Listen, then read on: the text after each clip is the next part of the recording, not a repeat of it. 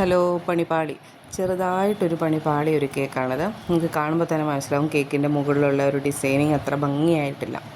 അപ്പോൾ ഇത് customer ½ kg cake മതി, വെറുതെ കഴിക്കുന്നതിന് വേണ്ടിയിട്ടാണ്, എന്തെങ്കിലും ഒരു സിമ്പിൾ ഡിസൈൻ മതിയെന്ന് പറഞ്ഞു. അപ്പോൾ ഞാനത് ചെയ്തതിൻ്റെ ഇടയ്ക്കാണ് ചെറുതായിട്ട് പണി പാളിയത്.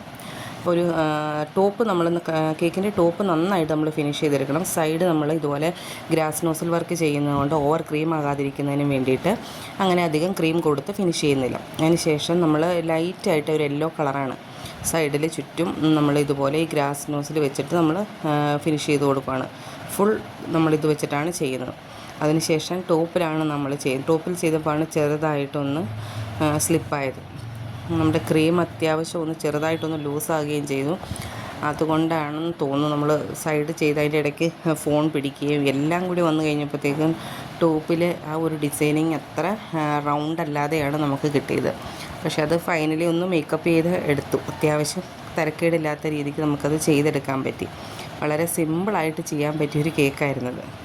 ചില സമയത്തൊക്കെ നമ്മളിങ്ങനെ എന്തെങ്കിലുമൊക്കെ ചെയ്ത് ഒന്ന് വരുമ്പോഴത്തേക്കും ഇതുപോലെ ചെറിയ ചെറിയ അബദ്ധങ്ങളൊക്കെ പറ്റും. പിന്നെ കസ്റ്റമർക്ക് പ്രത്യേകിച്ച് ഡിസൈനൊന്നും പറഞ്ഞില്ല, വെറുതെ കഴിക്കുന്നതിനാണെന്ന് പറഞ്ഞതുകൊണ്ട് പിന്നെ ഞാൻ കൂടുതലായിട്ടത് റിമൂവ് ചെയ്തിട്ട് വേറെ ചെയ്യാനൊന്നും പോയില്ല. ഒരു ഗ്രീൻ കളർ വെച്ചിട്ട് ഇതുപോലെ ടോപ്പിൽ കൊടുത്തു. അതിനുശേഷം 2-3 ചോക്ലേറ്റിൻ്റെ ഡിസൈനൊക്കെ കൊടുത്ത് സംഗതി ഒന്ന് കളർഫുള്ളായിട്ടുണ്ട്. വളരെ സിമ്പിളായിട്ട് പെട്ടെന്ന് ചെയ്യാൻ പറ്റിയ ഡിസൈനാണ്. അപ്പോൾ ഇഷ്ടപ്പെട്ടിട്ടുണ്ട് എല്ലാവരും ലൈക്ക് ചെയ്യണം, സബ്സ്ക്രൈബ് ചെയ്യണം, ഷെയർ ചെയ്യണം.